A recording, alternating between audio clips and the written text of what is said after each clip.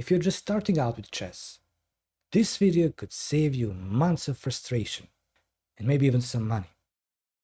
I'll show you what to focus on first, how to avoid usual studying traps, and how to actually improve without memorizing a bunch of stuff that won't help you. Let's kick things off with the openings, where most beginners take a wrong turn right away.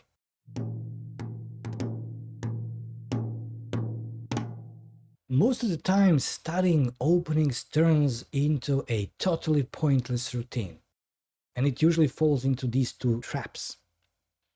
You buy a course, often labeled a masterclass, and they just throw moves at you.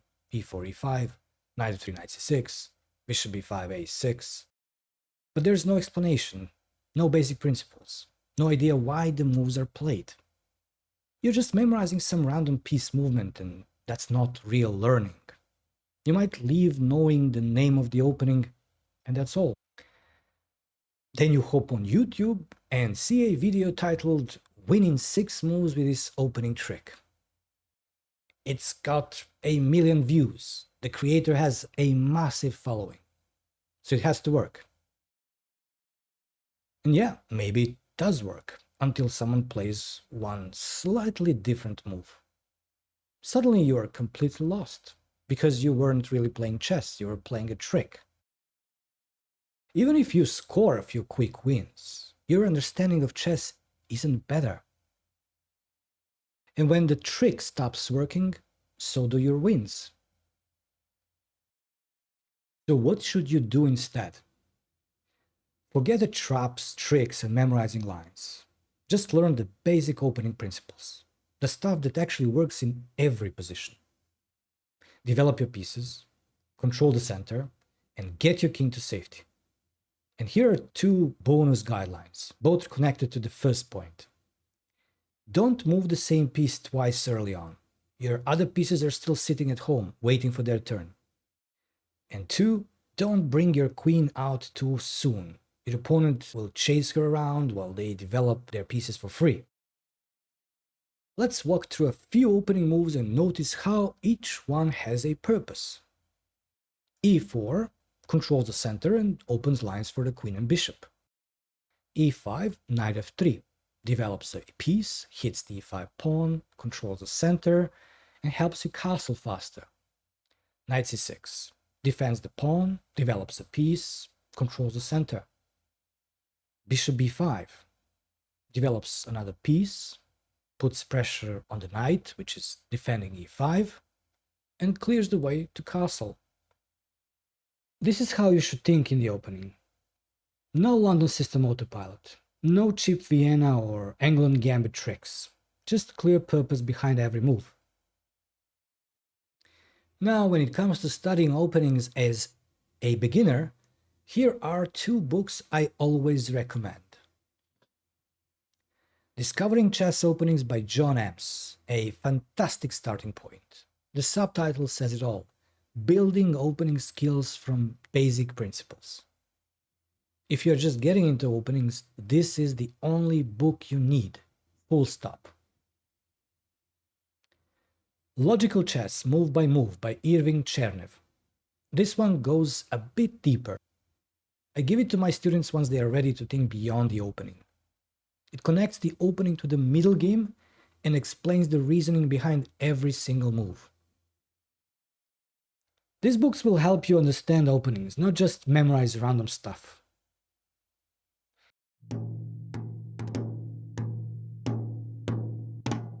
Once both sides have developed their pieces, you are in the middle game.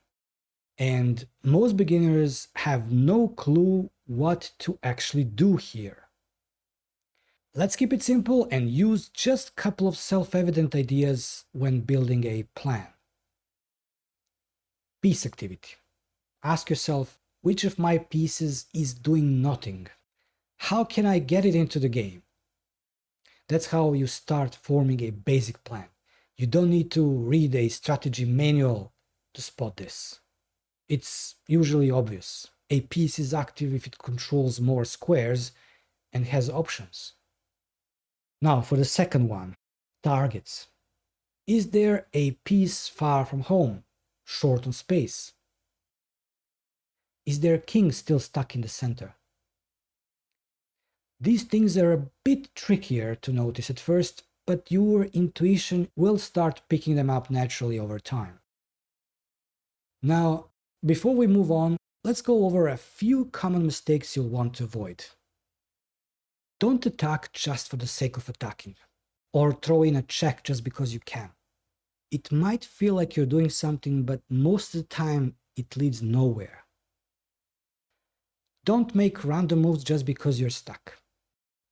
Take a little extra time to think, how can I improve my position? And this simple mindset shift will take you further than any aggressive middle game course ever will. Now, ideally, you'd work on this with a coach. But if that's not an option and you'd rather save your money, here are some great book suggestions.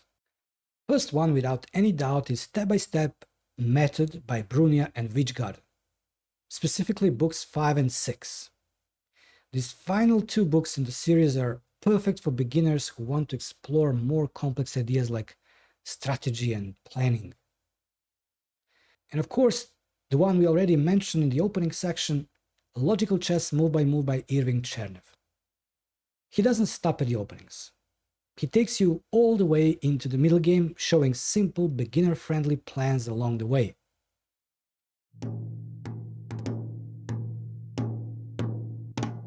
The endgame feels boring to most beginners, usually because they rarely get there. Many games finish before it even begins, somewhere in the opening or middle game. But here's the twist. If you skip the basics of the endgame, your whole middle game understanding gets a little off. You won't know where you are heading when it's time to simplify or trade pieces. So what should you actually learn? Number 1, how to deliver mate in basic situations. King and queen versus long king, 2 rooks versus long king, and most importantly, king and 1 rook versus king. Then move on to how to promote a pawn in a simple king and pawn versus king endgame. And finally, learn how your king becomes active in the endgame. He's no longer just hiding, now he joins the fight. Let me show you a clear example so you can see the logic behind this way of studying. Take a queen and king versus long king endgame. The queen cannot mate alone. You need to bring your king in. And that teaches you the key lesson. Coordination wins games. You don't win by checking and chasing the king around. You win by controlling the board. You don't need to study your position, outflanking, or tricky pawn endgames. That's not beginner territory. In fact, too much info too soon can backfire. Your brain needs time to build a foundation. Stick to the basics, let them sink in, and grow your knowledge step by step. That's how real progress happens. So what's actually useful at this stage? The first and only book you need right now is Step by Step Method by Brunia and Wichgarden. Simple, direct, and gives you exactly what you need at this point. No advanced theory. Definitely no Dvoretsky endgame manual. Save that for much later. And here is one of the best ways to practice endgames. Set up basic positions like king and queen versus king and practice converting that against the engine. You can do this on Lichess or chess.com.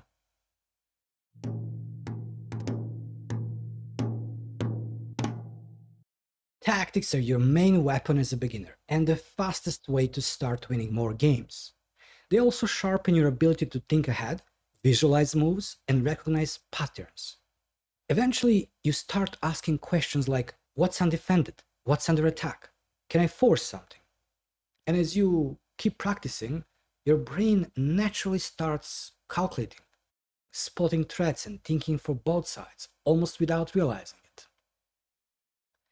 Now let's say it's white to move in this position. You notice that there is only one piece of black that you're currently putting pressure on, the knight, and it's defended by that bishop. Now your thinking kicks in. What if I force that bishop to move? Then the knight falls. You notice the pawn that can chase the bishop away or sacrifice itself, and suddenly you won a knight for a pawn. That's called removing the defender. Even though it's a simple example, you've just calculated 2 moves ahead, considered your opponent's best reply, and followed a clear idea to gain material. That's the kind of mindset that separates playing random moves from real chess improvement. And spending just 15 to 20 minutes a day on focused tactics builds these skills faster than anything else. Not random guessing, but thoughtful solving. That's how you sharpen your vision, calculation, and overall confidence. Instead of bouncing between random puzzles, try this. Go to leadchess.org and use thematic puzzles. Then focus on patterns like forks, pins, skewers, discovered attacks, or use Puzzle Trainer on chess.com. Also, check out step-by-step method books 2 and 3. They introduce key tactical ideas in a clean, structured way. And once you build this daily habit, everything else starts to click.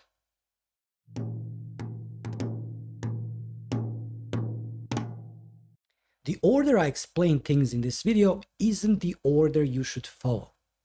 It's actually the reverse. Here is how to organize your training and your daily routine.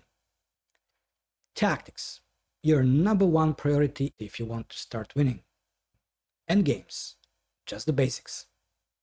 Middle game strategy, where deeper understanding grows. And openings, keep it simple, just the principles. So stop buying random chessable courses. Stop watching clickbait videos like crush everyone with this opening. Stop reading books that don't make sense to you. Stop wasting time on blitz and bullet. Stop jumping between too many sources and pieces of bad advice. Instead of chasing shortcuts, build a daily habit of doing tactics. And always look for the logic in your openings, your middle game plans, and every move you play. That kind of thinking is what actually makes you better. And if you follow this, which isn't just my opinion, but something every good coach would tell you, let me know how it goes.